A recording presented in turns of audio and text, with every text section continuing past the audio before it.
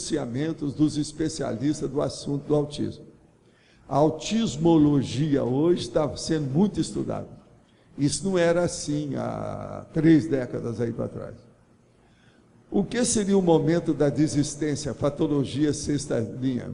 Em taxologia, item 01, ponto de cedência. Poderia ampliar um pouco sobre esse tema no contexto do ponto evolutivo? O caso todo é o seguinte: o momento da desistência é aquele que, às vezes, a pessoa desiste por alguma coisa que ela esteja fazendo. Essa desistência pode ser negativa, então seria uma deserção. E essa desistência pode ser positiva, seria uma mudança de tática, então, ou de estratégia. Aí o problema é a pessoa pensar o que é. Agora, vamos examinar o que é que a gente está falando aqui na sexta linha. Está aqui. O momento da desistência, o limite melhor, o momento da desistência, a hora certa de decidir. Às vezes a pessoa tem que desistir de alguma coisa menor para ampliar para uma coisa maior. Agora, ponto de cedência é o processo do yielding. Na hora que você dá, por exemplo, a possibilidade da pessoa avançar no trânsito, na sua frente. Isso aqui é um ponto de cedência. É a hora que a pessoa abre mão e ajuda as outras. Isso também é um processo de cedência. De modo que o problema todo é examinar. Isso aqui está na taxologia, que é o 01, ponto de cedência, na sociologia. Então, é quando uma pessoa cede para outra, ou uma oportunidade, ou uma posição, uma condição, algo que pode ajudar os outros também. É um processo da pessoa pensar. A gente, às vezes, tem que ter desconfiômetro para fazer assistência. Na página 15, na fatologia, na 4ª linha, de baixo para cima, o ponto de segurança da automaturidade. O senhor pode aprofundar? O problema é o seguinte: quando a pessoa começa a ter maturidade maior perante as coisas, amplia e aprofunda a segurança que ela tem para viver. A maturidade da experiência. Então a pessoa, ela é muito mais tranquila. Olha só, eu estou com 76 anos e sou mais ou menos tranquilo dentro de mim. Eu não tremo, não estou ansioso, não tem conflitos maiores. Estamos aí para viver a situação e tirar partido do período que a gente passa aqui na vida humana. De modo que é sempre bom examinar o seu ponto de segurança quanto ao nível da sua maturidade.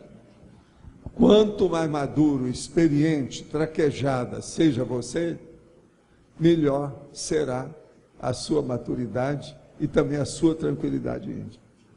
Eu quero dizer para vocês que aqui está o tertuliário no dia de hoje, tirado na sombra.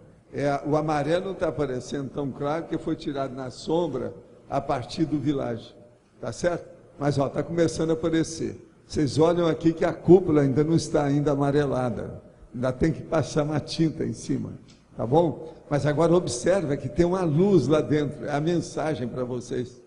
Vocês estão vendo que tem uma luz estelar lá dentro? Aqui. Tudo é mensagem, é o processo da sincronicidade. O Bacir tirou e não viu que tem uma luz lá dentro, tá aqui, ó. Tem uma luz da janela lá, está acenando para quem estiver olhando, tá certo? Quem quiser ver, está aqui mais de perto. Agora, ó, melhor da história. Aqui nós temos 2 fotos das poltronas que estão começando a ser colocadas. Aqui, ó, ainda está faltando um assento. Mas veja, tem o estrado para a pessoa colocar o laptop ou escrever em cima. Ó. Agora está ficando bonito. Uma outra coisa, na inauguração eu já falei com eles para arranjar uma toalha ou um lenço de papel e dar para as pessoas para elas não babar lá dentro. Senão vai ter uma inundação de baba, tá certo? Eu acho que é importante isso aí, nós atendermos e fazer uma prevenção para não haver inundação, tá certo? Olha, quem se interessar, que eu queria até mostrar isso aqui para a nossa amiga Carla, que não está aqui hoje, lidero aqui essa revista do IBAN, que é dos municípios, vocês sabem, a revista de administração municipal. que está falando sobre a paradiplomacia. Eles já estão usando a palavra mais seriamente. Paradiplomacia, está aqui. Ó. Então, ó, quem quiser ver sobre paradiplomacia, está aqui. Tem um big de uma reportagem com os dados todos do IBAN. Paradiplomacia, que é o que eles estão usando. Mas é paradiplomacia do ponto de vista humano. Não é a nossa, não. Tá certo? Essa não é a nossa, não. Agora, ó, outra coisa, só para encerrar aqui a parte prestação de serviço para vocês. Tem pessoa que pergunta que eu sou uma pessoa que sou protestante. Então eu falo assim, eu sou protestante, que eu vivo protestando. Quer dizer, eu sou um pouco rebelde. Ontem mesmo eu mostrei para vocês o problema da estilística, aquela coisa toda. Mas hoje eu quero falar 6 coisas que a pessoa me perguntou. O que é que eu posso demonstrar que eu sou protestante? Por que eu protesto? Tem uma opção de coisa que eu não estou dentro do fluxo normal da sociedade patológica. Uma delas, eu tenho roupa branca. Isso é um protesto. Protesto contra a exploração de tudo quanto é cor, de roupa que tem por aí. Exploração da vaidade feminina, aquela coisa toda. Eu usando só branco, como é que fica? Estou protestando, até um certo ponto. Protesto da barba veneranda, que eu estou contra certas coisas dos barbeiros, todo mundo que gasta um tempão danado para estar cortando a barba todo dia. Eu não, eu alivio muito isso. Com a roupa branca, eu alivio demais, porque não precisa estar escolhendo muito, tudo é branco. E outra coisa, você vê qualquer sujeira, você vê qualquer inseto, qualquer bichinho. Em matéria de profilaxia, de higiene, de limpeza, o branco exige mais atenção. É muito bom. E a barba veneranda, essa que eu uso, ó. Isso aqui não é para qualquer um, eu preciso de ter testosterona, preciso ter força presencial, para aguentar, porque senão é Papai Noel por tudo quanto é lado, eles vão te chamar de uma opção. Se o cara é contra, ele arranja um venerando contra. Se ele é a favor, vai falar a favor. Enfim, é uma chacota. Outra coisa, a minha estilística redacional que eu mostrei para vocês ontem é um protesto também.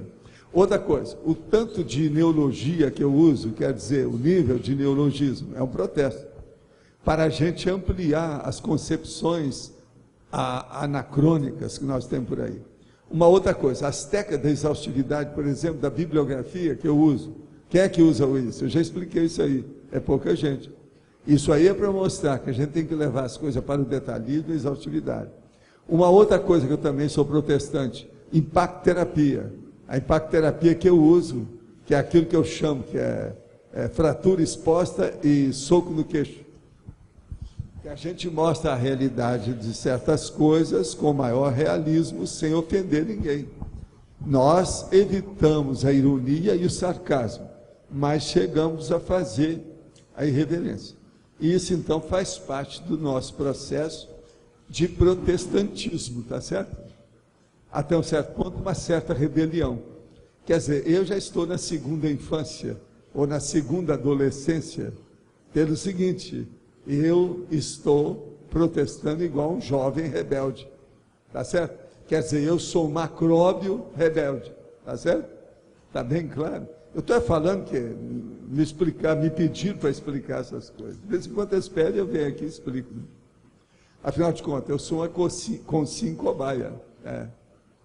Agora, ó, não fica pensando que consim, como o cara falou, é cócega, está fazendo cócega, coceguinha, não tem nada a ver com isso não. É consciência intrafísica, tá bom? Pode falar, William, faz favor. Professor, na página 17, lá na argumentologia, o professor fala lá do ponto evolutivo baixo, o ato de a consim vangloriar-se dos próprios erros. A pergunta é a seguinte, isso seria uma condição negativa, patológica, se vangloriar dos próprios erros, não é? Quando o verbete ele é homeostático na tematologia, mesmo assim a exemplologia mostrando uma questão que é patológica. Como é que você vai mostrar uma coisa boa se mostrar uma coisa ruim, William? Nós trouxemos o verbete aqui há pouco tempo falando sobre isso. Certo. Agora, eu vou trazer um outro sobre esse assunto. É aquele negócio que a gente fala. Para você examinar e defender um tema positivo, você tem que mostrar qual é o contrário, o antagônico dele. É o negócio do antagonismo. O que é o pior? Agora, nos exemplos, a gente tem que mostrar o que tem. negativo, positivo. Agora, eu quero me bater quase sempre, porque às vezes não dá. Eu quero me bater pelo homeostático, mas às vezes não dá, você tem que falar, mas é do nosográfico mesmo. Eu entendo. O que eu não estava entendendo é porque, quando então tem a definologia sendo positiva, não necessariamente a exemplologia vai exemplificar a exemplo eu posso dar 1000. Eu só pego alguns que sejam mais assim pertinentes para aquele ponto que a gente está falando mais. Mas ó, todo exemplo aqui, não são todos eles, não, alguns. Eu geralmente mostro 2, 3, raramente 4. Entende? Quase sempre são 2 só. Agora, só para não ficar em omissão deficitária, professor, que eu estou pensando em esclarecer melhor. Ali a gente coloca, né, ponto evolutivo baixo. Se o ponto evolutivo é sadio, por definição, e a gente apresenta alguma coisa que não é sadia, não estaria contrariando a definição? Não. Não seria o caso. Você, aqui, eu gosto de saúde. Tem pessoa que é contra a saúde. Então, ele tem uma saúde péssima.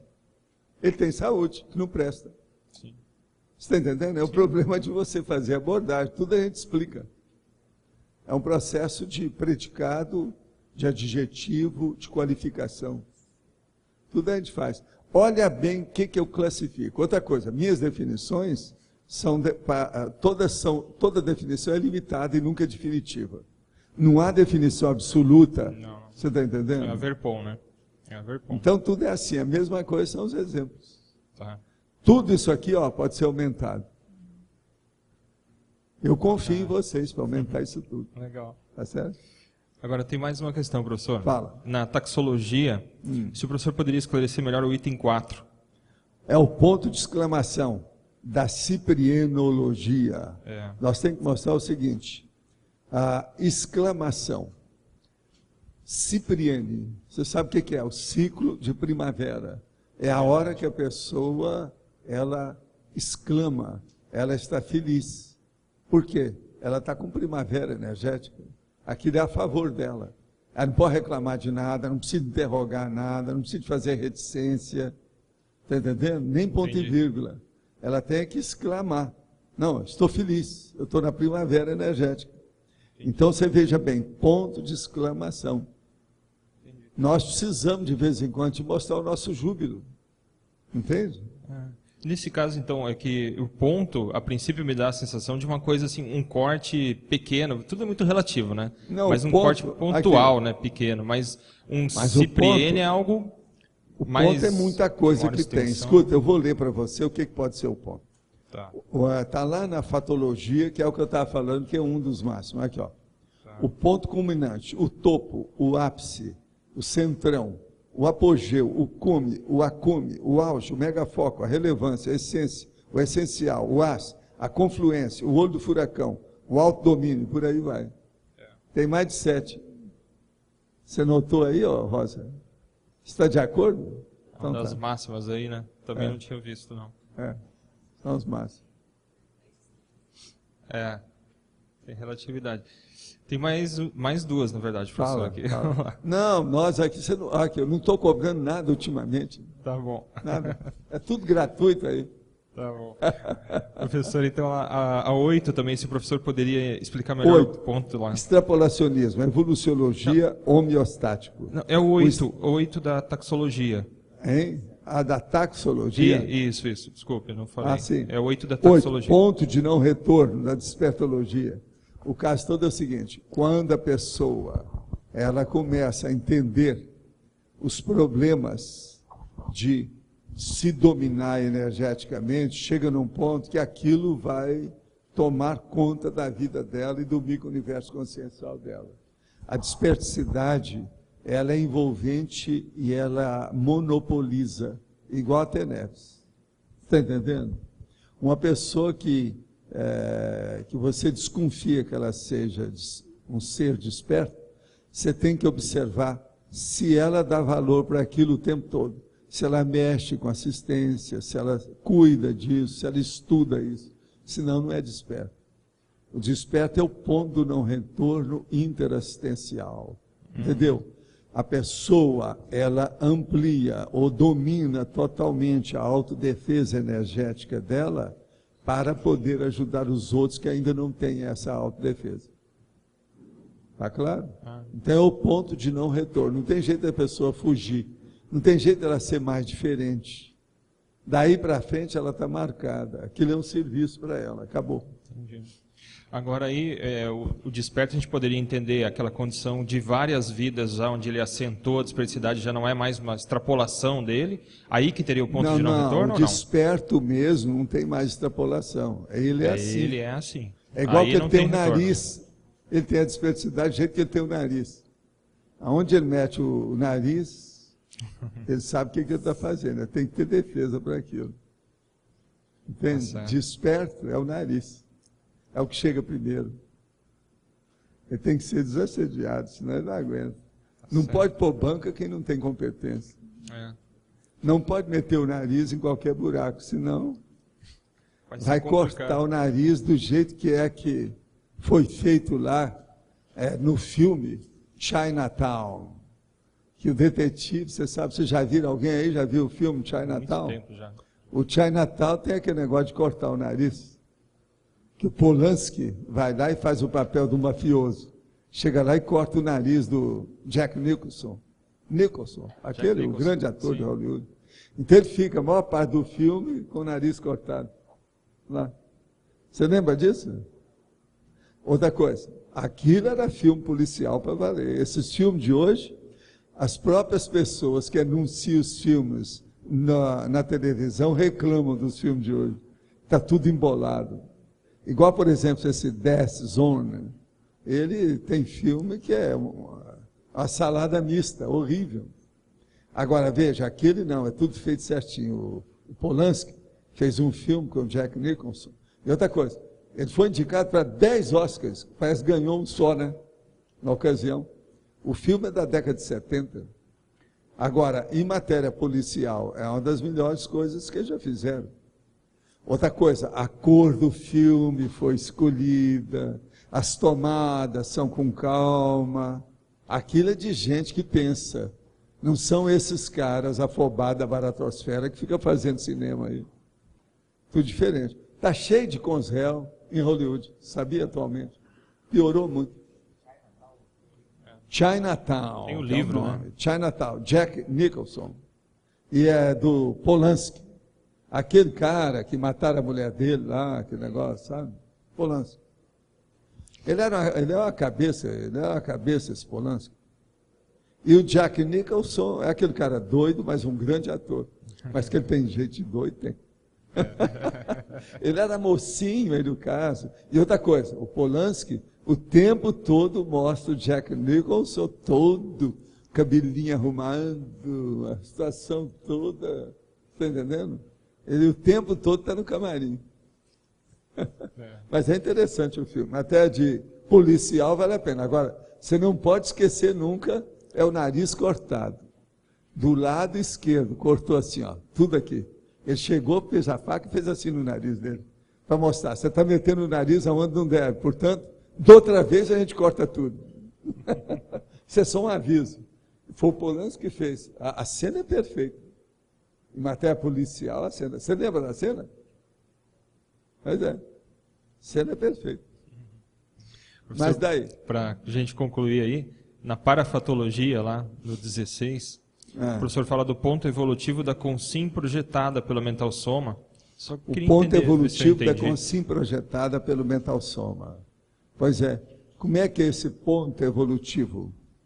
A pessoa vai se projetar pelo mental soma. Então, ela vai começar a mudar tudo que ela tem em matéria de estudo da intraconsciencialidade. Por quê? Ela vai começar a ver tudo de uma maneira universalista, generalista, panorâmica, com cosmovisão, e isso vai perturbá-la profundamente até ela entender como é que são as coisas. Pelo corpo mental, por exemplo, é muito difícil você saber certos detalhes. No entanto, você vê tudo por atacado. Isso aí cria problema para a pessoa. É um fato. O efeito que vai gerar na pessoa. Então. É um ponto evolutivo avançadíssimo isso aí. Uma boa parte das pessoas, às vezes, falam que tiveram experiência de corpo mental, mas não é nada. Elas tiveram de imaginação. É fantasia. Quando a pessoa tem de corpo mental, ela já está no caminho para ter a cosmoconsciência. Entende? Entendi. É mais avançado. Tá bom. Obrigado. Dom Arlindo, faz favor, é a sua vez.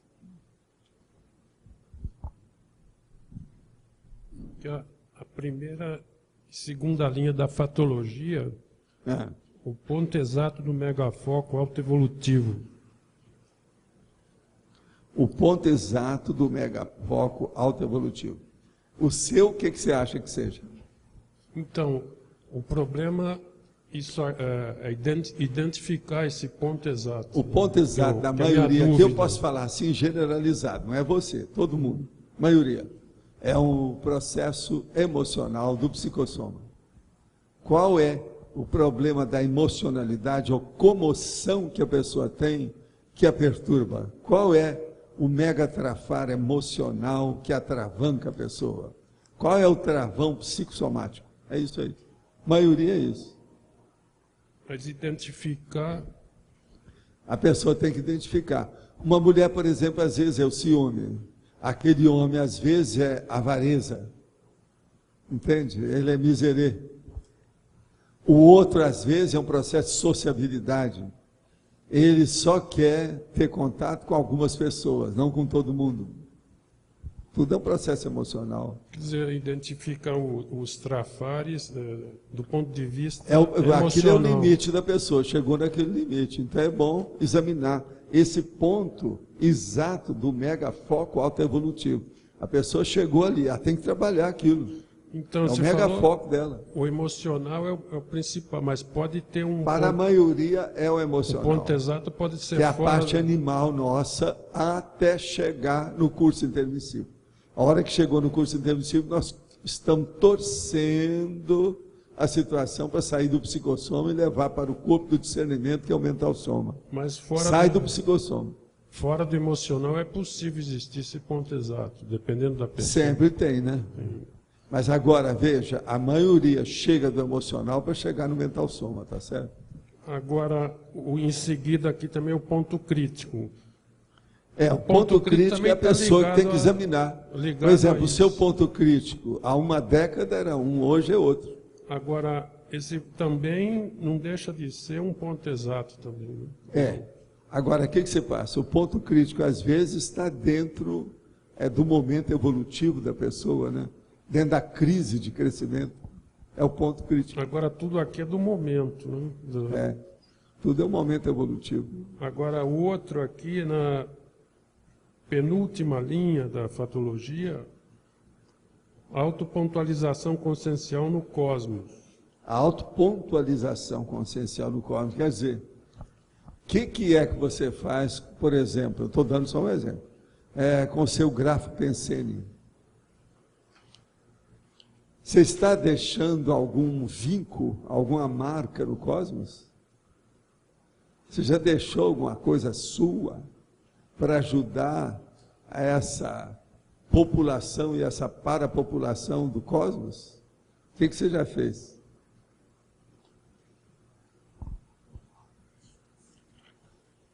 Agora, um outro aqui da taxologia, sim, o número 7.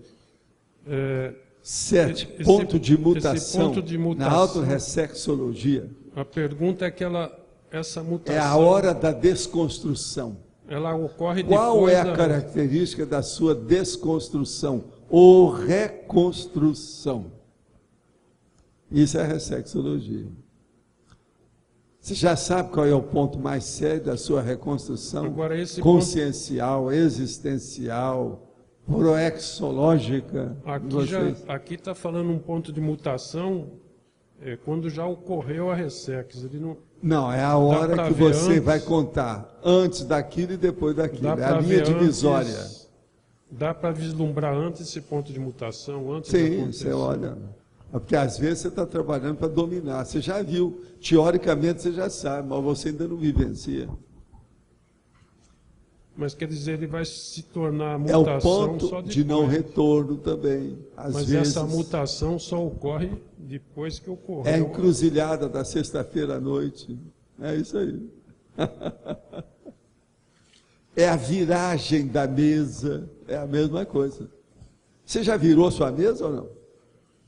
Eu já virei várias Eu vezes. já virei várias vezes a mesa. Várias Agora mesas. estão virando uma para colocar e ela vai virar sem parar lá. Depende da mesa. Lá vai ser a minha viragem da mesa. Dentro do espremedor de cérebro. Agora o primeiro cérebro a ser exprimido lá dentro é o meu. O pior é se a mesa Espremedor de hemisférios cerebrais. Se a mesa for presa no chão, é que é difícil. Pois é, vamos ver, né? Obrigado. Agora, eu pedi lá para o Mário para fazer, rodar sempre num sentido, para não ser os dois. Então eu vou com calma, aí a gente pode pensar. Isso é o golpe do pensamento. É só um sentido. Isso é um golpe. Mas não é não, isso é para a gente não ficar. Porque lá eu aperto só uma coisa, eu falei com ele. Faça isso o mais prático possível.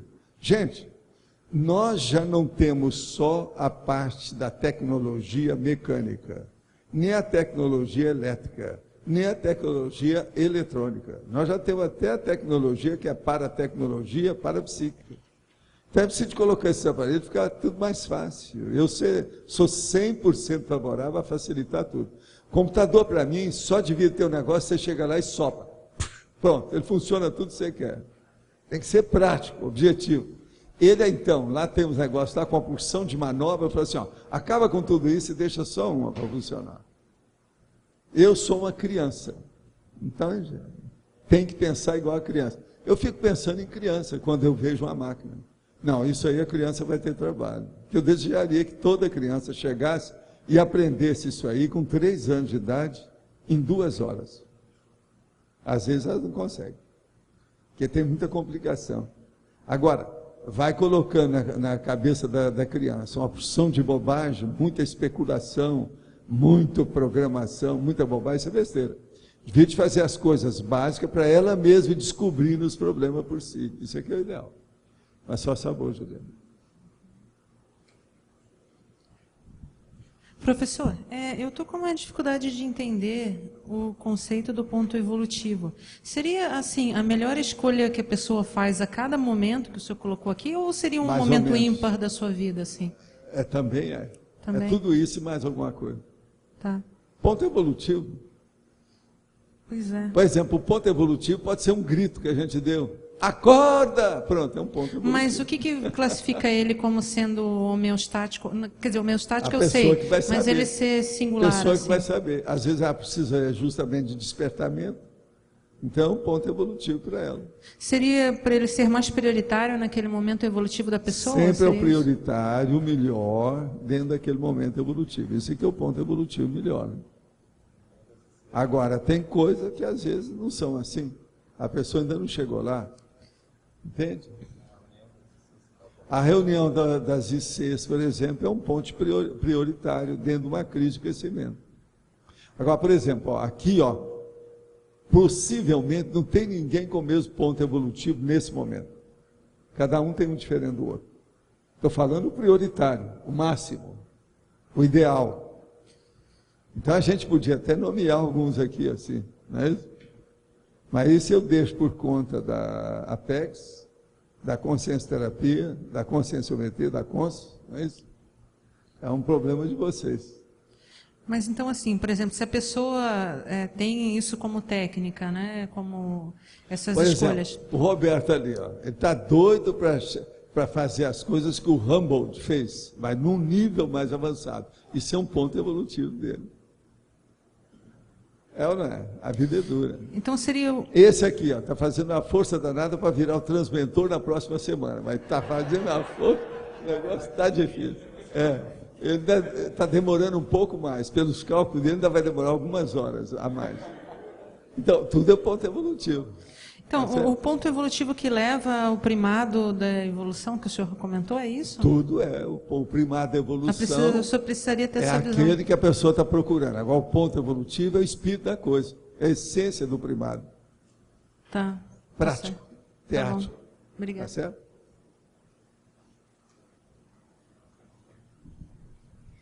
Professor, eu queria entender melhor esse eixo do conteúdo cognitivo que está na fatologia.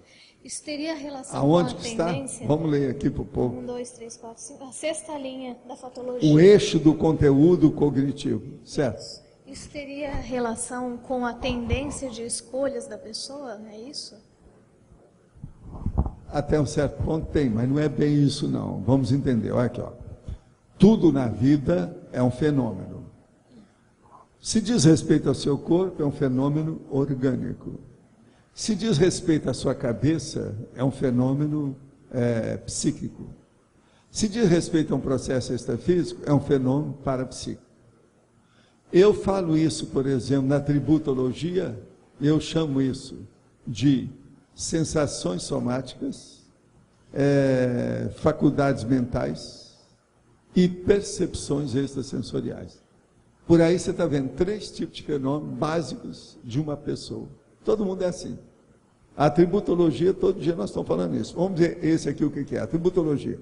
Predomínio das faculdades mentais, notadamente do autodiscernimento contra a autoevoluciologia. Está exato, é isso mesmo, dentro do assunto. Então agora vamos entender. Todo processo, ou todo fenômeno, ou toda manifestação tem um conteúdo, tá certo? Que seria a mensagem. Agora, toda mensagem, todo conteúdo tem que ter um megafoco. Esse megafoco é o eixo que está dirigindo o pensamento. Então, é o ponto axial, ou seja, o eixo básico daquilo que você precisa. Agora, o seu conhecimento, como é que é? Qual é o ponto evolutivo disso e a relação com isso? Qual é o eixo do conteúdo de conhecimento seu? Você já descobriu, por exemplo, qual é o seu ponto evolutivo? Se não descobriu, é porque você ainda não chegou na parte axial da mensagem do conteúdo. Eu estou traduzindo tudo aqui, ampliando mais, para você ter uma ideia do que é. Eixo do conteúdo cognitivo. Cognitivo é conhecimento. Conteúdo é a essência desse conhecimento dentro de algum fenômeno, manifestação.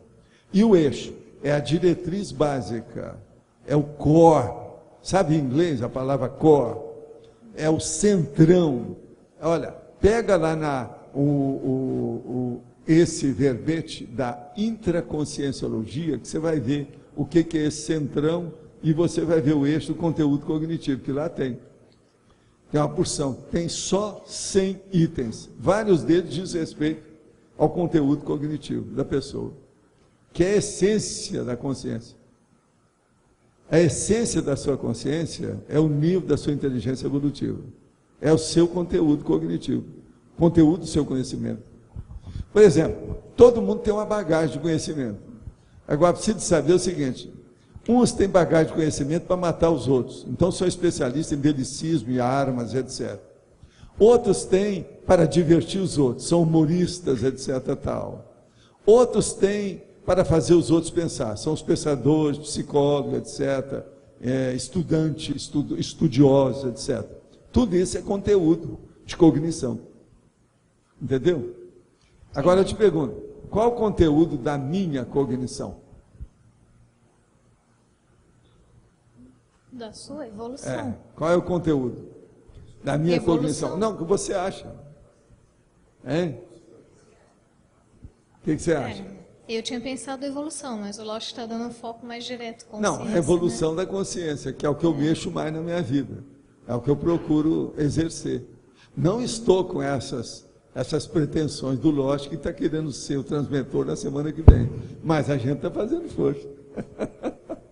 Nós vamos chegar lá daqui a alguns milênios, né? Me espera aí, que eu estou aí. Não é isso?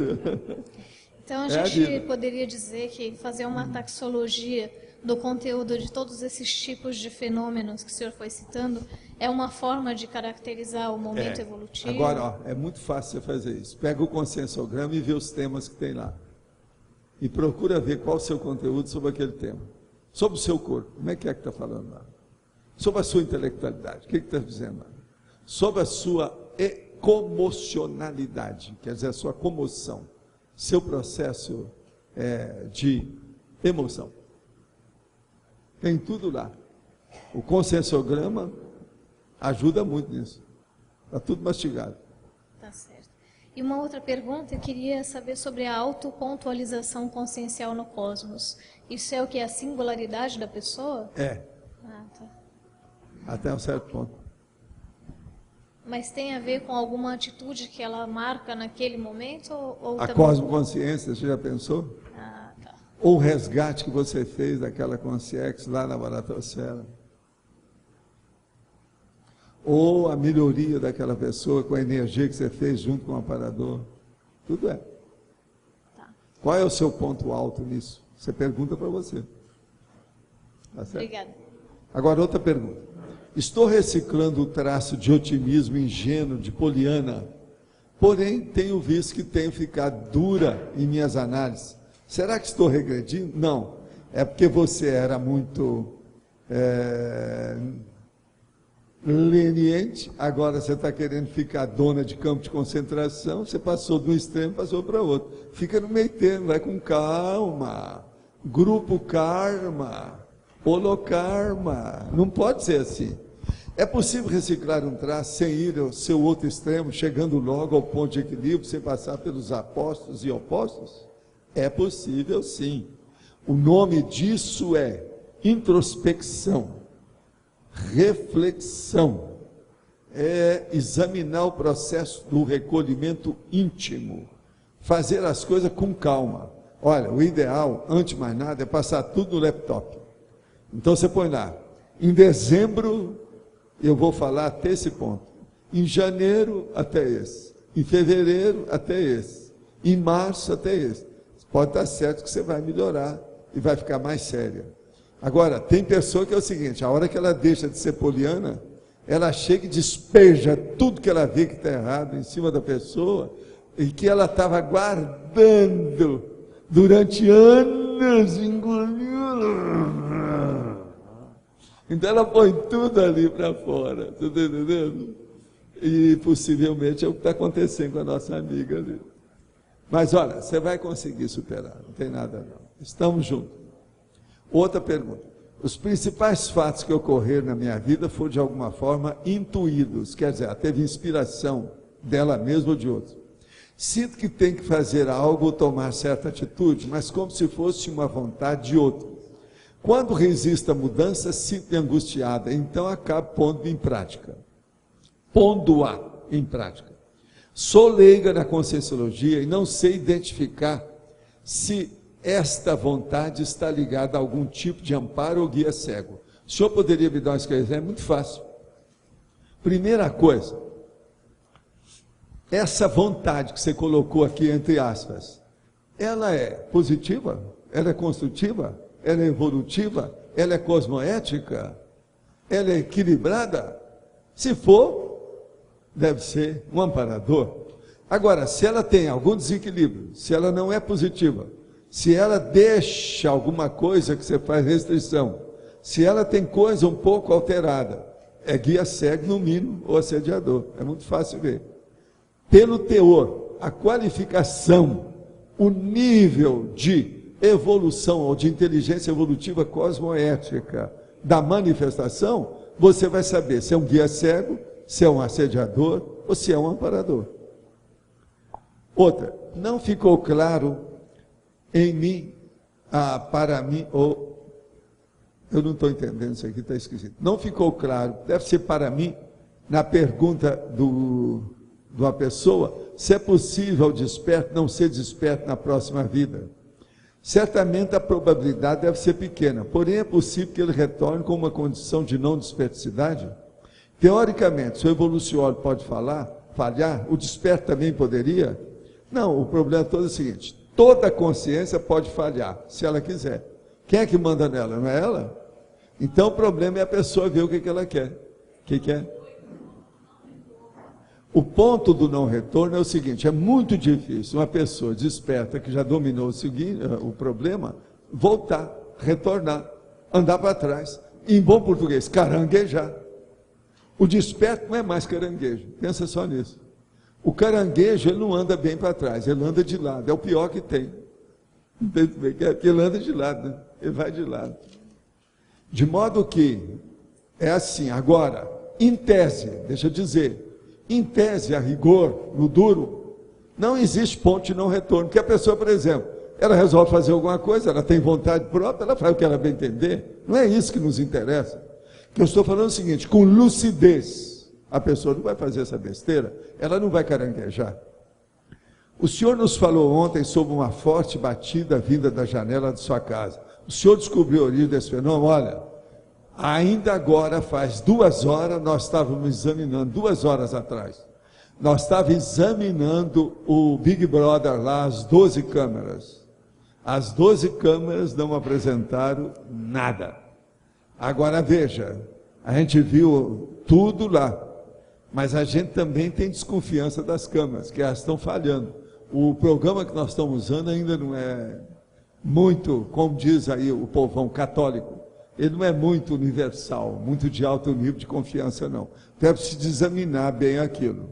Agora, o Arthur veio, examinou tudo e não achou nada. Agora, ó, quais são as hipóteses? Tem uma porção. Primeiro, o Arthur mesmo falou, não é o passarinho que está batendo aí que foi bater lá, não é. Batida do passarinho é assim, tum, tum. Agora esse outro não, é batida mesmo. Bom, como se estivesse batendo.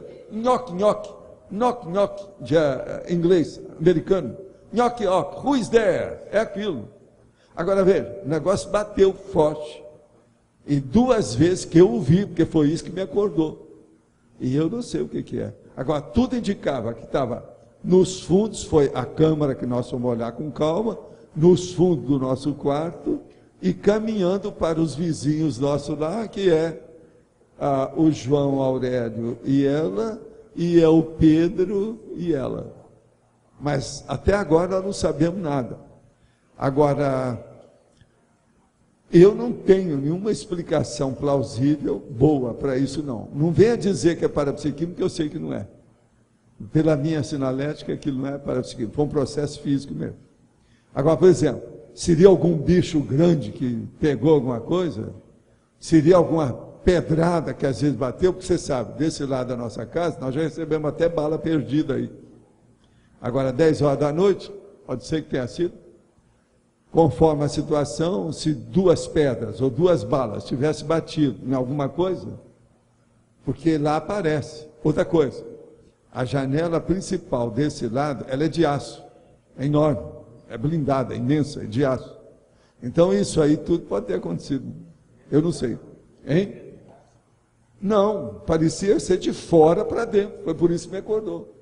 Agora, gente, eu acordo às vezes fácil, depende da situação. Eu já estava dormindo, porque conforme o dia eu posso dormir às 7h30, 8h30, 9h30, 10h30, depende da situação, o que eu estou fazendo. Esse dia, terça-feira, eu já estava dormindo, 10 horas da noite. Sim, mas esse está batendo em casa. Ele é meu amigo, tem 2. Tem um BenTV que bate lá e bum, bum, bum, bum, bum, faz um barulho danado. E tem também, de vez em quando, um quero, que eu não sei o que ele está fazendo. Eu já perguntei que eu quero saber o que ele quer. Quero, a gente nunca sabe. Né? Quero, que ele vive falando isso, eu não sei. Mas era uma proteção da janela da antiga do refeitório lá. Tá fazendo isso? Não, mas lá em casa não tem nada para bater, não. Essas coisas, sou doutor no assunto. Eu olho tudo quanto é detalhe. Não é nada, isso aí não é. Agora, vamos ver o que é que a pessoa está falando. Na minha casa, escuto sempre essas batidas na porta de aço e na escada de madeira. Minha atitude foi de perguntar se esse fenômeno o que é, não obtive resposta. Essas batidas são reps projetivos? Olha, eu não sei. Eu só quero falar uma coisa. Existe dilatação de material. Isso que aconteceu não é dilatação de material, não. Tem nada que ver. A obsolescência de material, a mudança de temperatura, tem nada a ver com isso, não. O negócio é, o urubu-cego vai ficar de olho mesmo, com o tempo a gente acaba sabendo.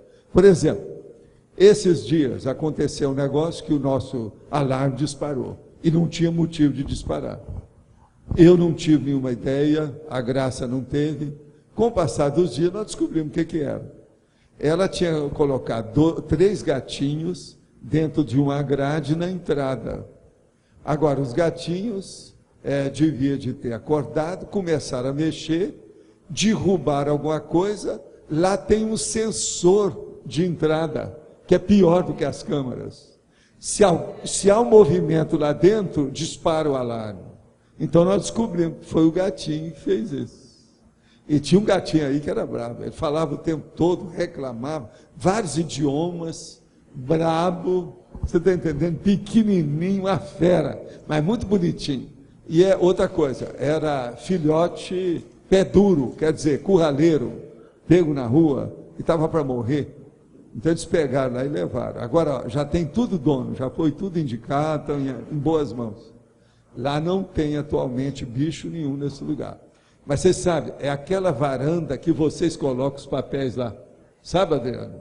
Sabe, aquela varanda, vocês olham em cima que tem um sensor, ele acende, apaga. Agora, quando nós trancamos tudo e ligamos o alarme, aquilo, se passar uma pessoa e fizer isso lá, o alarme dispara, em qualquer lugar. Ele pega na hora. Então, nós descobrimos. Então, a gente estuda. De vez em quando a gente acha os porquês. Agora, não acho que esse negócio do nhoque-nhoque lá foi rap, não foi não.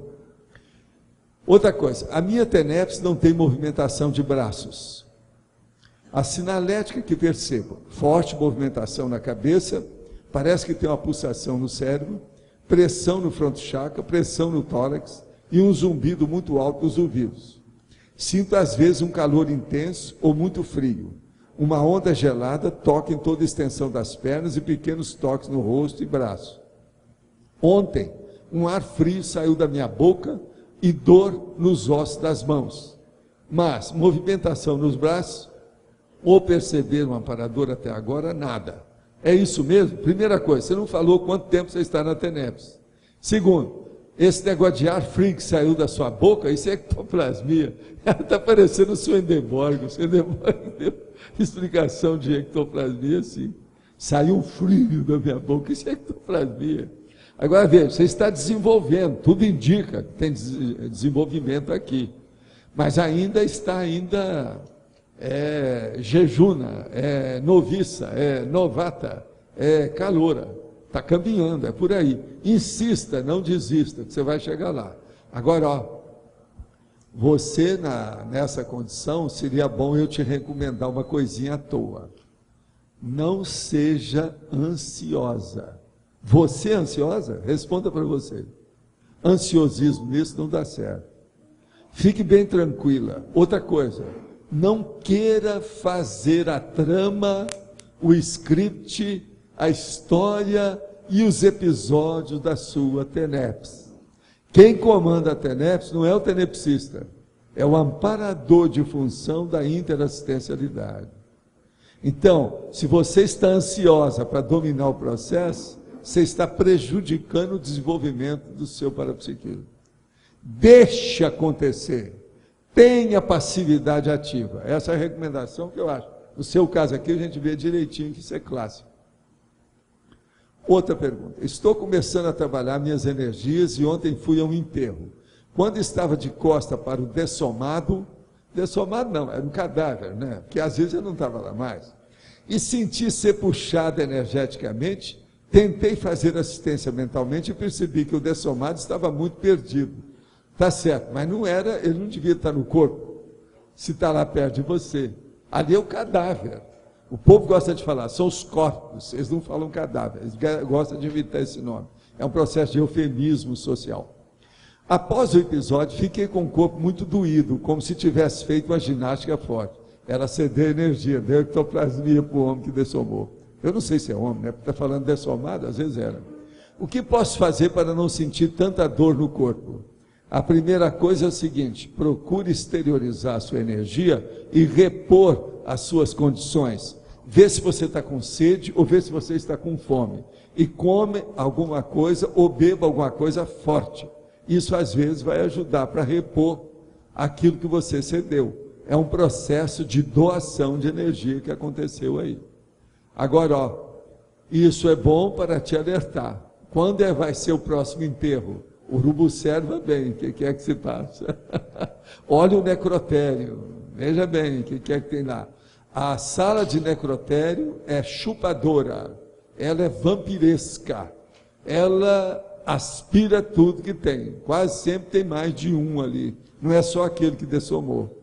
Às vezes tem um monte de gente em torno, tem gente chorando, tem os assediadores que vão junto, tem o outro que é vampiro, enfim, tem de tudo. Se de ver. Existe pessoa que dessoma que é uma benção, parece uma primavera o necrotério. Isso é 1 em 100. A maioria, mais ou menos. E uma boa parte é carregada. A pessoa sai de lá com dor de cabeça. Existe de tudo isso. É um negócio para estudar. Por favor, Natália.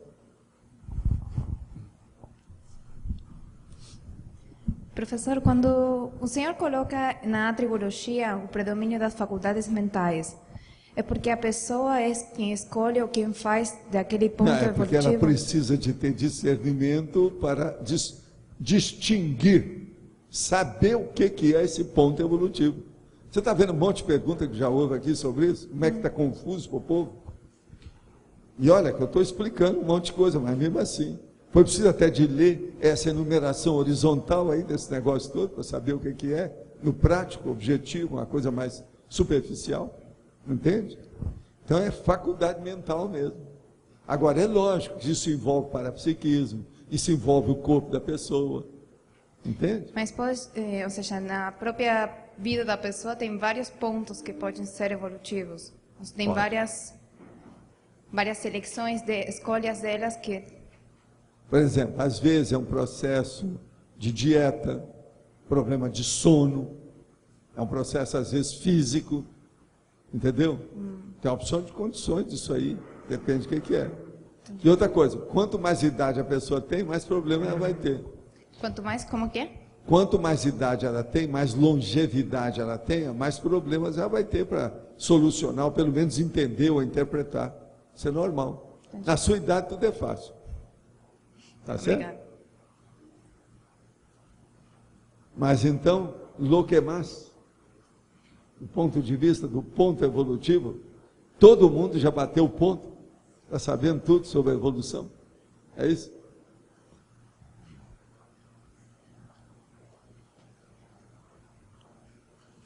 Faz favor. Escuta, puxa um pouquinho para cá. Isso, para você aparecer lá. Que ele sempre pede para fazer isso. Ele vai para lá. Na fatologia, na 4ª linha de baixo para cima, o senhor coloca a hora certa de decidir. Sim. Como que a gente sabe qual o melhor momento da decisão? Que tipo de técnica É a hora a que gente pode você utilizar? juntou, presta atenção, que você juntou todos os fatores que vão estruturar a sua decisão. Uma decisão, ela tem estrutura, tem fatores, ela tem raízes, ela tem, enfim, os pilotis da construção da ideia. Então você tem que juntar aquilo tudo. Não, eu ainda não posso decidir, porque eu não escutei o que a Mi sabe, para me falar e me informar sobre isso. Então eu não posso decidir, falta o fator a Mi. Está entendendo? Outra hora, não, eu ainda não posso decidir. Eu estou esperando o telegrama que o fulano vai mandar, que não sei o que é. Ele falou que vai mandar um e-mail, telegrama, não sei o que. Para me ver se eu incorporo ele na minha decisão ou não. Entendeu agora? Então, existe de fato, se você for examinar, a hora certa de decidir. Agora, digamos assim, a escolha, ou não a escolha, mas o conhecimento de todos esses fatores, como é que se chega a isso? Através da especulação, da abordagem, da pesquisa, da investigação. E outra coisa, existe um negócio muito antigo, que o povo despreza muito, chama-se Lei da Associação de Ideias. Essa Lei da Associação de Ideias, nós precisamos de falar mais aqui. Você sabe, quando eles começaram a estudar sociologia, já há algum tempo, o nosso amigo lá estudou e falava muito da Lei da Associação de Ideias, sabe? Aquele Hockenheim, sabe? Que estudou a sociologia, o princípio. Ele falou muito sobre a associação de ideias. Já naquela ocasião que ele falou isso, já era controvertível. Agora, hoje, o povo não dá ainda o valor necessário para a associação de ideias. Então, a Lei da Associação de Ideias. Então, por exemplo, tem fatores desses que ninguém vai te falar. Vai ser a descoberta que você vai ter. Você junta 2 fatores, você vê que está faltando um. Ou se não, tem um terceiro. Isso é a Lei da Associação de Ideias. Essa lei de associação de ideias começa pela dissociação.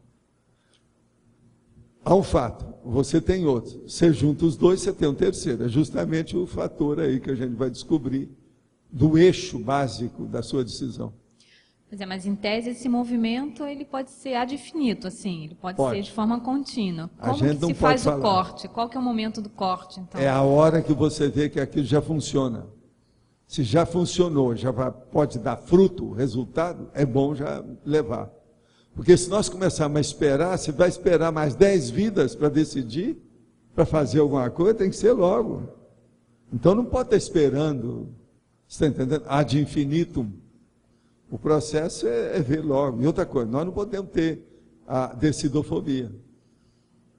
É necessário ver com ponderação. Agora, discernimento, ver o ideal, ver o prioritário. A pessoa chega lá.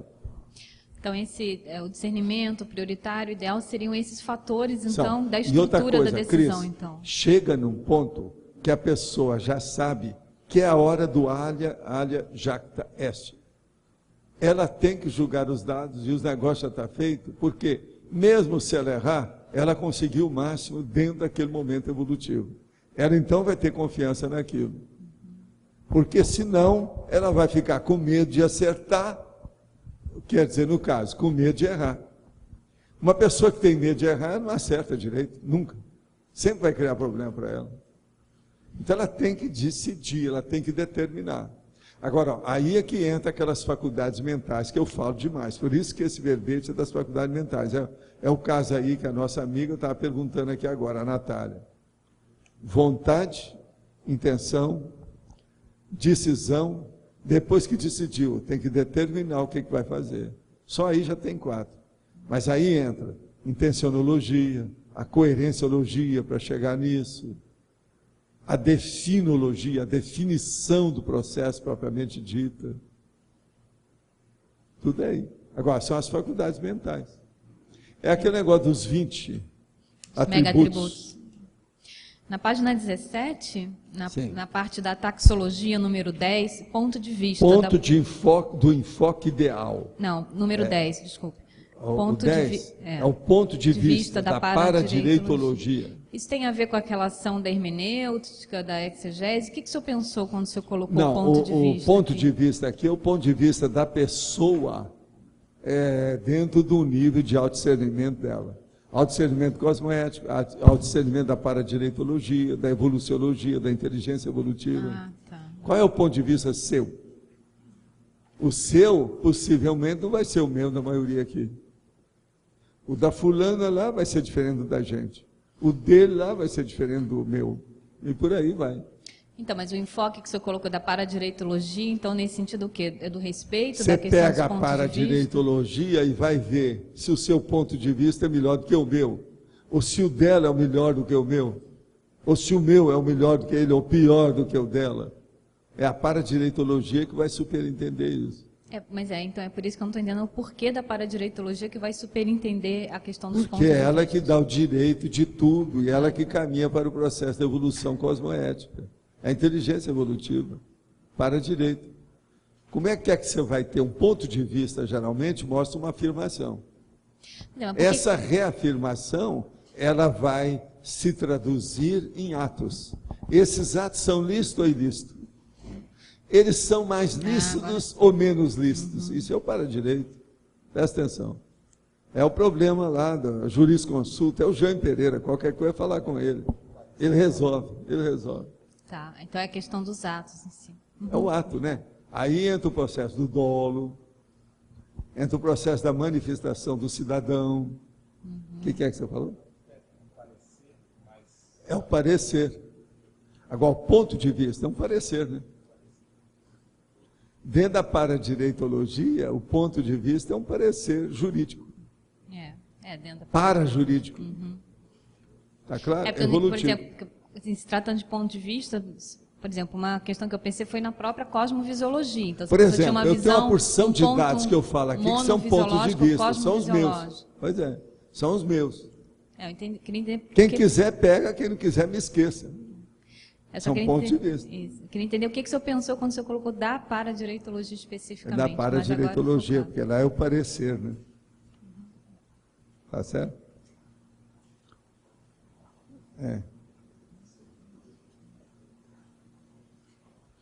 Na fatuística, na quinta linha da fatologia, o que seria? O autodomínio em relação à ambiguidade onipresente.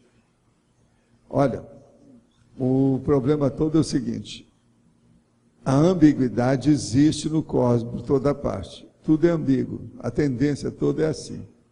Por quê? Por causa das condições evolutivas que são diferentes. O mundo não tem uma evolução única. Ele tem várias gradações ou gradientes evolutivos.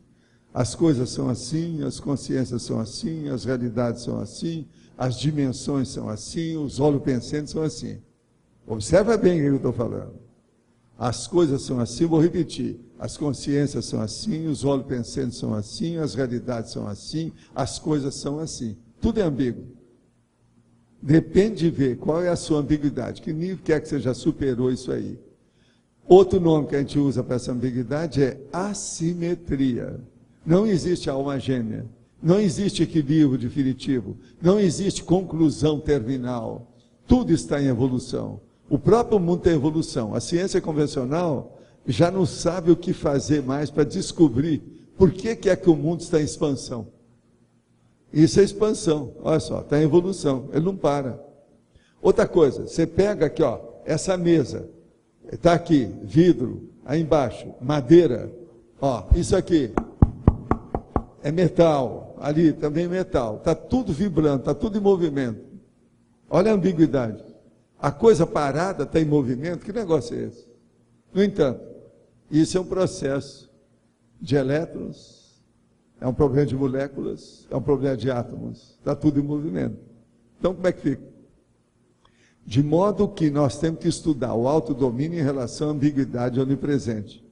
Você já domina qual nível da ambiguidade cósmica? Você já está a favor do fluxo cósmico? Até que ponto?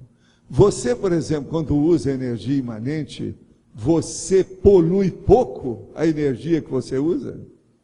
Com a sua energia consciencial? Isso tudo é a mesma coisa. Outra aqui, quando soube que seria pai com 28 anos, tudo mudou em minha vida. Minha noção de responsabilidade, não só em relação à consciência que ressomou, mas quanto à minha própria proex, ficou mais apurada. Poderíamos dizer que a paternidade, nesse caso, foi um ponto de mutação? Para a maioria é. O ponto evolutivo ocorre necessariamente em situações marcantes em que a mudança necessária é.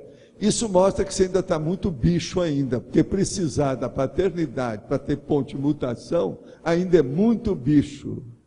Paternidade diz respeito ao subcérebro abdominal. É uma coisa ainda de bicho, é superficial. Eu espero que com seu filho, daqui 20 anos, quando ele tiver crescido, e você estiver mais emancipado, que agora você vai estar preso a ele. Você então começa a estudar os seus processos mentais somáticos, principalmente do ponto de vista do discernimento, para fazer então um trabalho mais vasto. Por agora você vai ter que pagar os pecados, que é o seu passado aí de ser pai. Paternidade não é fácil, exige muita condição. Uma coisa, você quer seguir uma boa coisa, eu te dou o cúmulo da paternidade. É você jamais deixar que o seu filho tenha babá ou entre em creche. Cuide dele o tempo todo. O que vocês acham? É uma boa recomendação de uma paternidade consciente. Outra coisa, começa a dar tudo quanto é máquina, robô e outras coisas eletroeletrônicas para ele a partir dos 2 anos para fazer os inputs, para ele poder dominar as coisas. E outra coisa, logo que ele puder, mostre para ele o que é uma cédula, o que é uma moeda, para ele ficar livre da dependência econômico-financeira dos outros, para não ser escravo de ninguém.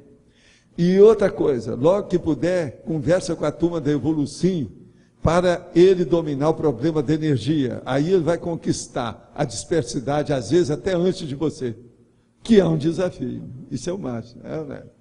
E olha, no seu caso precisa, se você vai ter isso aí. Agora, ó, só tem uma coisinha que eu queria lembrar. Eu vou ler aqui 2 trechos seus. minha noção de responsabilidade, não só em relação à consciência que ressomou, mas quanto à minha própria, ficou mais apurada. Ele falou isso. Você esqueceu, tem a mamãe, tem a esposinha, você não falou nela, lembre-se dela. Você não fez esse filho sozinho, que eu tenho certeza disso. Alguém fez junto. Você arranjou uma incubadora. Houve alguma coisa. Há uma reprodutora nessa história. E a gente precisa de louvar essa reprodutora. Eu, então, bato as palmas aí para a reprodutora que foi esquecida na sua pergunta. Eu não falei seu nome, então eu estou falando as coisas tipo impacto terapia. Vocês acham que eu estou sendo descaridoso? Não. Então, estou bem? Está bem? Uma última pergunta aqui, ó, que é a 18ª. Eu não sei se é a última, mas é a 18ª hoje. Minha dúvida é, como administrar as obrigações intrafísicas com um ponto evolutivo prioritário? É você juntar tudo que quer que você tem de obrigações e ver o que é dispensável, o que é prioritário, colocar isso numa ordem lógica de prioridade e procurar cumprir tudo aquilo que seja dever ou obrigação que seja seu, então, ou sua. De modo que esse é o caminho. Agora, isso não tem milagre. O processo de evolução é um problema de esforço pessoal. No esforço pessoal existem duas características. Existe a lei do menor esforço, que a pessoa empurra com a barriga e ela tem preguiça mental. E existe a lei do maior esforço, que a pessoa faz um esforço maior e ela procura se organizar. Ela é mais definida, ela usa método e disciplina.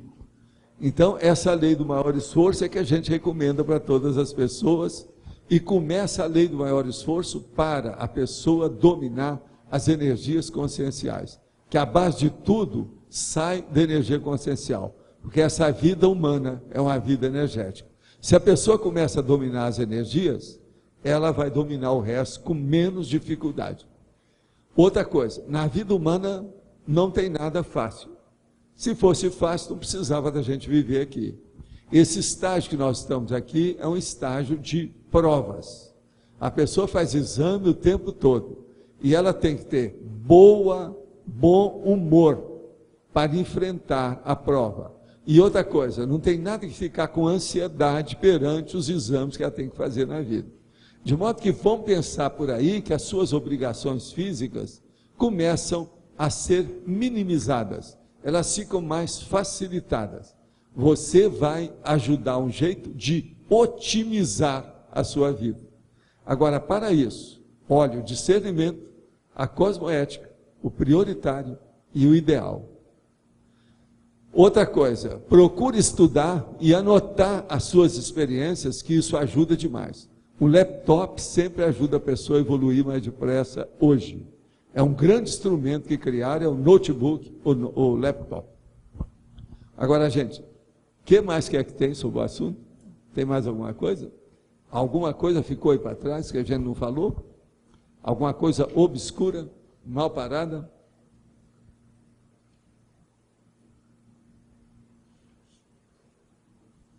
Parece que o ponto evolutivo, todo mundo já chegou lá, né? São doutores no assunto, não falta nada. Tá certo? Hoje ela ainda não tinha se manifestado, a Rosa. Vamos ver isso.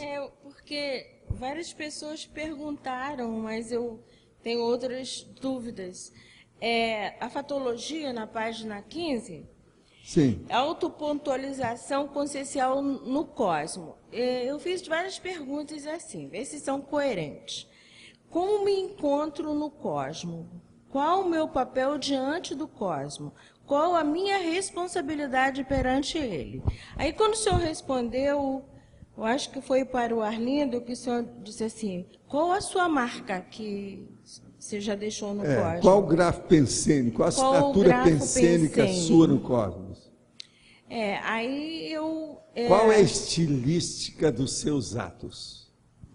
Aí eu fiz assim uma introspecção e vi assim quase que uma não cosmovisão, que eu não tenho ainda condição de fazer isso, mas que quando nós ressomamos, a gente tem quase assim, uma certeza do papel que a gente vem aqui desempenhar diante do cosmos. Antes de ressomar, a gente tem. Agora, depois a gente passa pelo restringimento intrafísico, a gente esquece um pouco. Mas depois a gente começa a recuperar de novo.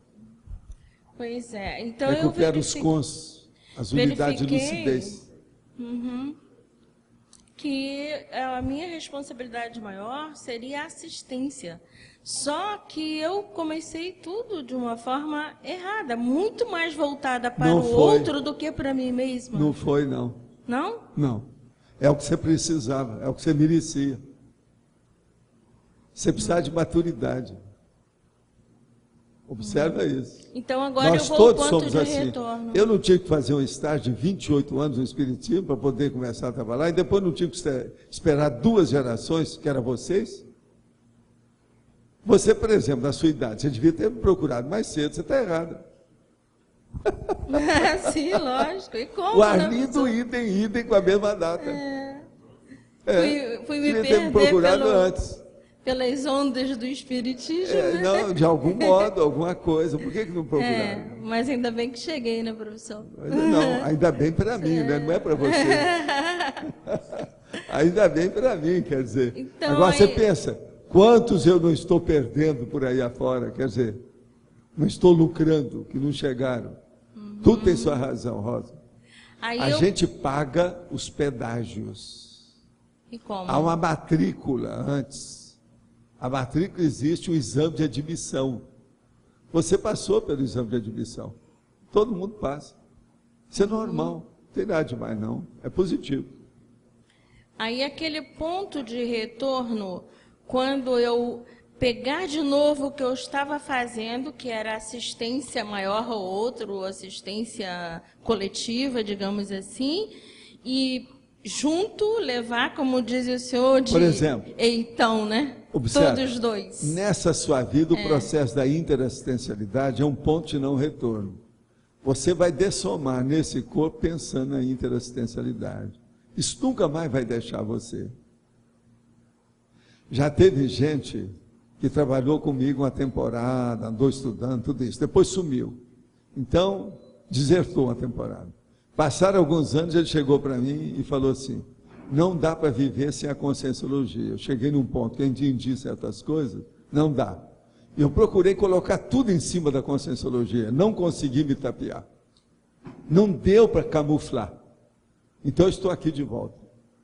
Essa é a palavra que eu estou falando, ipsis verbis da pessoa. Entendeu? Esse é o ponto crucial evolutivo, quando o é o indivíduo ponto do não retorno positivo da evolução. Agora veja, a maioria aqui está caminhando para isso. Vai chegar um ponto que ninguém vai dar um jeito de fazer a retirada da laguna. Não tem como voltar atrás. Não tem mais jeito. Não. Então, a responsabilidade é muito grande. Então a deserção vai cosmos. acabar. Nós estamos caminhando para chegar nesse nível da falta de deserção, a ausência, não tem mais. Agora é enfrentamento, confrontação e caminhar, seguir à frente. Não tem outro jeito. Tá bom, obrigada, professor. Tá. Mas então... Estou com dúvida na antonimologia, no item 10. Eu não entendi. Ponto de inflexão da interprisão grupo kármica. Ponto de ruptura da desafeição. Ponto fulcral do belicismo. Eu não entendi por que é antônimo. Hein? Eu não entendi por que... Ué, ponto de inflexão da interprisão. É a hora que você entrou dentro da interprisão. Ah, porque estou pensando Pensa como... o contrário. Não, estou pensando como engenheiro. Agora aqui, ó. Que a inflexão você muda a curva. Ponto de ruptura da desafeição. A hora que a desafeição criou a ruptura. Ah, para mim eu pensei o contrário. Ponto fulcral do belicismo. A hora que a pessoa chegou, matou o outro. Eu pensei tudo ao contrário. Pensei, não, ponto de ruptura da que desafeição você vê quando pensando acaba... tudo positivo lá de cima. A hora que chegou aqui, você não inverteu. Tá bom. Mas é mais ou menos isso. Agora, veja. Ponto fulcral do belicismo. É aquele genocídio que os caras cometeram lá em Satila, né? Satila. É ponto de ruptura, desafeição. É a hora que o cara briga com o outro na frente de todo mundo. Tá vendo? No sentido de rompimento da Ponto da, de inflexão da da interpretação grupo kármica. A hora que a pessoa estabeleceu uma ruptura para valer da história e vai criar um problema que não sabe. Ela vai demorar séculos, às vezes, para reaver aquilo. Entendi. Então, Esse isso contrário. tudo é um ponto não evolutivo, é o ponto de regressão. Olha lá, ponto baixo de alta evolução, ponto morto do alto regressismo. Para É mim, isso aí. o ponto de ruptura da desafeição é quando terminasse a desafeição. Era o oposto que eu pensei. Sei, mas esse é outro ponto. O que eu Esse é estou outro, falando aqui é o tá. negativo, mas ele também é. Pode Tá, ser isso. Também pode. Tudo pode ser. Tá bom. Você foi para a esquerda ou foi para a direita? Como é que é? Tá bom. Foi para cima ou foi para baixo? Tudo é deflexão. A deflexão vai para vários É lugares. que a inflexão também. Tá bom. Tá certo? Minha amiga Belo, Professor, eu queria aproveitar a oportunidade que o senhor respondeu a dúvida de uma pessoa no sentido de não ficar ansioso com os exames que a vida apresenta, né? Isso. E daí eu lembrei que eu e a Luimara vamos estar dando nesse domingo agora um debate sobre a prova da Conscienciologia. E- mas já tem gente ansiosa com a prova? Ah, professor. Acho que eu Isso queria é coisa de perguntar criança, né? Então, é exatamente isso que a gente quer Ansiedade debater. de curso primário. Uma pessoa no curso superior já não tem mais ansiedade para fazer exame. Ela já está doutora em exame. Já fez todos os exames. E como é que fica a pessoa que não se sente nessa condição de doutor, então ela não faz a Era prova? uma criança, né? Uma criança E essa ainda. criança então, não faz a prova? O nível emocional está menor do que a idade física. Mas isso Então, a idade muita emocional gente, deve né? ser algumas dezenas de anos menos. Então, o que o senhor acha que a gente pode estar... A primeira coisa é a seguinte: eu vou participar da prova. Isso é muito importante. Fim de papo. Mas é secundário. Se eu tirar nota baixa ou alta, isso faz parte da vida. Eu não vou morrer por causa disso. Ninguém vai brigar comigo. Não vão me cuspir na cara. Então, qual é o problema? Não tem nada. Quem entra na prova é para participar. Mostra que está estudando. Isso é ótimo. Outra coisa, se você tirar uma nota baixa amanhã, vai ser ótimo, porque assim você tem gabarito para pedir auxílio. Eles vão te ajudar mais ainda. eu não... Vale a pena, às vezes. A proposta do debate... Já teve gente que entrou e falou isso para mim. Não, eu quero tirar uma nota bem baixa, porque assim todo mundo vai me ajudar depois. Vai querer me explicar as coisas, tem um negócio que eu preciso. Vão abrir as portas para mim. Isso tudo já aconteceu. Mas, Na professor, segunda na prova realidade, eles falaram isso. o que eu tenho visto, assim, conversando com uma ou outra pessoa, é que a pessoa achou que não está estudando, porque não está com tempo, aquela coisa Vocês não estão consegue. estudando o ano inteiro comigo? Não. Tem pessoas que não estão nessa condição. E era Sei. essas que a gente estava querendo mostrar. Mas essas quase sempre elas não aparecem. Sim, e o que a gente... Mas não seria importante elas aparecerem ou não? Olha, para mim tudo é importante, né? A pessoa estudar. Quanto mais, eu gosto muito das pessoas que estudam. E evito aquelas pessoas que não estudam. Está entendendo? Isso é minha regra. Se essas não estão estudando, o que elas vieram fazer aqui? Então o senhor acha que se a Primeira pessoa não pergunta estudando, é ela essa. deve fazer a O que prova? vocês estão fazendo na CCCI se não estão estudando? Tem alguma coisa errada. Isso é o checkmate. A maior coisa que nós precisamos é o estudo. Sem estudo, o que adianta? Gente, é preciso de mostrar que o estudo é importante, depois da holoteca, depois do holociclo, depois dessas aulas diárias, 2 horas por dia. Faz 6 anos que eu estou aqui. Bolas. Outra coisa, sempre com sorriso, fazendo piada. Já teve algum dia que eu bati em alguém aqui? Não. Alguém me bateu na cara? Então, nunca houve conflito maior assim de vias de fato. Nunca se chegou às vias de fato aqui dentro. Na Câmara já chegou, no Senado já chegaram. Nós não, faz 6 anos não tem nada. Então veja, isso aqui é um oásis pacífico de estudo. Então, Ami, você não acha que a gente precisa de chamar atenção para isso? De modo, vocês aí, que não aparecem aqui, que nem vão aparecer na prova, pensa bem que a sua consciência está pesada. Vai ficar mais pesada ainda. Você veio aqui para estudar, está tirando o corpo fora, está saltando de banda, olha bem.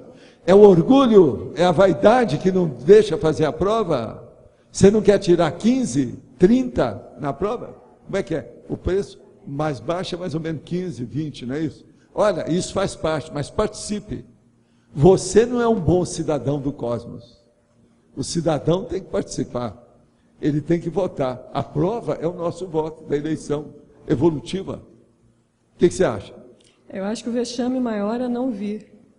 E a experiência que eu tive é que a prova, ela estimula, fazer a prova, mesmo que não tenha estudado muito. Agora, ó, pelo nosso cálculo, mais ou menos 1/3 da turma de Foz participa da prova, né? Agora, precisava disso passar pelo menos uns 60%, para 60% da turma. Tem pessoas que a gente tem que ressalvar, né? Relevar, que às vezes ela está ocupada naquele dia, outra viajou, outra está doente. Tem esses descontos todos. Mas isso não chega a 10 pessoas, geralmente. 10. Não, e essas pessoas iam fazer. Só no último momento é que não fizeram. Não é uma coisa programada agora, de não fazer. o problema chama-se medraram, covardia. Isso pode ser orgulho, vaidade. O diagnóstico é esse. Eu acho não que acha? não é, sim, para mim é uma questão agora, de você está autoimagem. certa de defender a prova, você está certo. Agora, ó, se a gente der um boca livre do Loche, que a prova é com ele também, né? Então é bem possível que vai lotar. Olha, hoje tem coisas já que pensou? nem com boca livre, Depois da professor. prova vai ter um boca livre. Pronto. Eu acho que quando a comes e vergonha é bebes. muito grande, não tem boca livre que estimule, não. Não, agora tem gente, mas esse sem vergonha assim, ele vai aparecer sem fazer a prova depois da prova. Ah, sim, aí é possível. Isso eu já acredito. Pois então, mas tudo tem. E aí, esse a gente marca no caderninho. E coloca uma marca no cara. Mas então, Luimara. Continuando o assunto, a minha pergunta é sobre o verbete Prova Geral de Conscienciologia. Sim. Na fatologia, um dos itens é a calibragem do megafoco da bússola consciencial pessoal. Eu gostaria de entender, hoje de manhã eu e a Miss estivemos conversando, justamente assim, preparando, né, as questões para o debate. E aí, como é que se faz, qual é a relação da prova, da participação na prova, com a calibragem do megafoco da bússola consciencial? Queria entender isso, professor. O caso é o seguinte, por exemplo, essas pessoas que nós estamos falando, que a Ami falou que não vem aqui, elas não têm bússola, né? Porque se tivesse, teria prioridade. Então o megafoco está deslocado. Não há bússola. Elas erram pela bússola. Você está de acordo? Sim. Isso é o diagnóstico, bem claro, não tem outro jeito. É óbvio. É a questão da prioridade, então. Olha bem, a prioridade, aquilo que é o mais inteligente, aquilo que é melhor para ela em primeiro lugar. Por exemplo, se a pessoa vem aqui participar, quem é que ganha em primeiro lugar? É ela, não somos nós, não. Vai dar mais trabalho para revisão, para dar a prova. Uma outra coisa, vocês estão cobrando muito para essa prova? Veja bem o que ele está falando, é free, é gratuito. Esses caras não devem ser, porque eles devem estar no gratuito ainda, nós estamos falando gratuito, né? Porque não estudam, devem estar falando gratuito. Olha, é gratuita a prova, não é gratuito não, gratuita. Não estudam, deve estar na base, está até escrevendo errado, falando errado. Deve ser daqueles também que falam lá. É o subsídio, não é subsídio, não é subsídio, viu? É preciso falar. Temos que falar para essa turma que não aparece, né? Talvez era o caso de fazer até uma listagem, né? Desses erros crassos e óbvios, e que são superficiais até um certo ponto. Bom, então, acho que com relação a esse assunto... Acho que nós estamos claros, né? Posso fazer uma divulgação? Estão todos convidados para o domingo à tarde, o debate às 15 e às 17 horas, vai ser sobre a prova de conscienciologia. Fazer ou não fazer a prova, para quem está em dúvida. Aí nós vamos falar e vamos debater pontos de objetivos... Até lá já saiu dividir? Olha, está programado para agora. No domingo à noite já vai ter o DVD. No domingo à noite. Agora? Então, se sair, é o seguinte, cada pessoa que aparecer lá tem que levar o DVD na mão para mostrar que tem. É isso? A gente já faz uma parceria para venda lá agora, também. Ó, essas pessoas que estão empurrando com a barriga e que têm preguiça mental, lembre-se, tem o DVD. vai ver que eles não têm computador, é isso? Se não tem, não adianta nada. Então tem isso tudo, se divide. Não tem laptop, como é que faz? Ô, vocês aí que não tem laptop, acordem, tá certo? Ô, turma da máquina de escrever Hamilton, acorda. Ô, você aí do carro de boi, acorda. Tá certo? O que mais que é que precisa falar? Tem mais alguma coisa? Ó, você ainda que está escrevendo com pena de peru, de pavão, etc. Tal. Olha, lembre-se, já existe lápis, caneta. Ó, já tem até essas canetas aqui, ó, coisa séria, ó, metal. Pensa nisso. Enfim, eu acho que com essa não é possível que alguém despertou. Ô, você aí que está dormindo, acorde, né? Vem debater no domingo, né, professor? Bom, Sim. então voltando agora para o verbete de hoje, o ponto evolutivo, eu tenho duas perguntas. Na fatologia, o ponto exato do megafoco autoevolutivo. Então, nesse caso, pelo que eu estava lendo, o ponto evolutivo não é algo específico, mas ele pode ter variações durante a existência. Não, ele vai tendo, cada dia que passa, ele muda. Um dia você precisa de outra coisa, no outro dia você precisa, às vezes, menos. E outra coisa, você muda também da linha de manifestação. Então, mas quando eu li o ponto exato do megafoco autoevolutivo, me remeteu mais naquele momento evolutivo. Mas a pergunta é que, a hora que eu li, me remeteu mais a cláusulas pétreas de Proexis. Até um certo ponto, mas isso aí é um aspecto, dos itens. Mas não resolve, não. A superação do megatrafar. Pensa bem, há uma década, quando você veio mais para cá, você tinha uma necessidade, outros são outras, totalmente diferentes. Totalmente. Mudou tudo. Agora, houve um enriquecimento. Um enriquecimento evolutivo, de cognição, uma opção de coisa dentro do seu processo. E assim é todo mundo aí. Então era isso, era ter essa flexibilidade nesse entendimento e atualização dos pontos evolutivos. Agora me conta só uma coisa, Natan, você vai fazer a prova? Pois então, veja, é um rapaz que está aqui, moço, que chegou há pouco tempo, ele vai fazer a prova. Você é um exemplo para essas pessoas que já estão aí há tanto tempo que nunca fizeram a prova. Essa prova vai ser que número? É a terceira, quarta? Como é que é?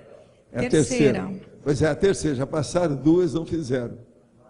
De modo que, como é que nós ficamos? Não vai fazer lá não. Não, é lá no discernimento que para caber mais coisa lá, com calma. E lá tem mais espaço. Aqui não é a mesma coisa. E outra coisa, não quero poluir meu ambiente, que está começando agora, já vai poluir? Vamos com calma. Ainda tem muita coisa para resolver. Por exemplo, as colunas não vão ficar prontas durante a inauguração. Tem umas coisinhas que ainda tem que acertar lá dentro. Lá ainda não vai ter telão, a gente nem sabe como é que vai colocar isso. Tem uma série de condições, ele ainda está ainda em elaboração. Quando eu me sentir veterano lá dentro e tiver feito todas as experiências, aí eu vou deixar vocês entrar. Por agora, não. Do jeito que eu fiz com a SCP-2, do jeito que eu fiz com a complementar, tudo foi assim. Eu vou lá, eu sou a cobaia. Tudo que acontece, eu sinto. Depois eu passo a bola. Mas, por enquanto, não. Eu não quero. Senão entra lá, acontece alguma coisa, vai piorar lá o trabalho, eu quero ver se eu levo tudo de jeito. Enfim, eu primeiro remato o serviço comigo. Eu estou puxando mais trabalho para mim. Agora, depois é que a gente passa isso. E outra coisa, eu quero também dizer que lá é para debate público, não é para fazer prova. O problema todo é esse. Esse curso que eu vou dar lá, é tudo na base de debate, que eu vou fazer igualzinho aqui, a tertúlia. São como se fosse 4 tertúlias, em 2 dias. É isso que eu vou fazer. Mas então... Página 16, interdisciplinologia, segunda linha. Sim. Controlologia. Eu quero entender, professor, a especialidade um pouco mais e a relação dessa especialidade nesse verbete. O controlologia é você controlar tudo que diz respeito à sua vida. Isso é evolução. Você tem que controlar as situações todas que existem. Tudo que diz respeito a você, fora de você, suas ações, o trabalho, tudo que deriva de você. A relação tudo direta, sob controle. Aí a relação direta é com o autodomínio ou somático. E o discernimento, o essencial, o ideal. É a vivência cosmoética em alto nível, o máximo que você tem. Professor, uma pessoa que tem o trafar de controle, para ela fazer um upgrade, uma reciclagem, e ter maior qualidade junto dessa especialidade, o que o senhor indica? Eu acho que a pessoa tem que ver o que ela pode aperfeiçoar nos métodos que ela está aplicando. Qual a disciplina que ela tem. Ver se tem outras técnicas, escolas, linhas de conhecimento superiores àquela. Tem gente que às vezes tem uma linha que às vezes ela está ultrapassada, está superada. Aquilo pode melhorar. Ela é disciplinada de acordo com aquela orientação. No entanto, às vezes tem uma outra muito mais avançada que ela está ignorando, desconhece. Então o problema é sondar e ver se no dia de hoje você está bem atualizada naquilo que você faz. Tá certo? Obrigada. Gente, hoje nós temos aqui exatamente 15 verbetes para a eleição, tá certo? Bom, pessoal, pontuações da tertúlia foram, votos online foram 20, perguntas respondidas online 18, perguntas presenciais 16, assinaturas no livro de presença 53. Agora, após a leitura dos verbetes, nós vamos ter um recado da Ieda. Verbetes novos. Para percepto, para polimatia, precedente, primeira ação, realidade inexcluível, verbetes antigos, agenda vazia, coabitante, coativação atributiva, coleta seletiva, consciência retardatária, consim problema, hibernante, inconcretude, megapeso e melex. Gente, o meu convite é para todos vocês aqui presentes e os teletertulianos também, que é para o curso avançado de TENEPS do professor Valdo Vieira, que será realizado nos dias 27 e 28 de dezembro, aqui no CAEC, no Tertuliário. Já temos 270 inscritos até o dia de hoje, com isso temos 90 vagas ainda disponíveis, e após o preenchimento dessas 90 vagas, haverá a possibilidade de abertura de 40 vagas extras, que ainda não estão confirmadas. Os preços está custando R$ 350 à vista, ou 3 vezes de R$ 123, dando um total de R$ 369. Para as pessoas da melhor idade ou acima de 60 anos, tem desconto esse curso. Ele sai por R$ 150 à vista ou 3 vezes de R$ 53. Para quem tiver tempo e puder ficar a semana inteira, a gente tem o curso, o Fórum da TENEPS, que será realizado uns dias antes, do dia 24 ao dia 26 de dezembro. Dá para comprar os dois juntos, o fórum mais o curso avançado, por R$ 450 à vista. Ou parcelar em 3 vezes de R$ 158. Então, lembrem que a gente só tem 90 vagas ainda. Ok? Obrigada.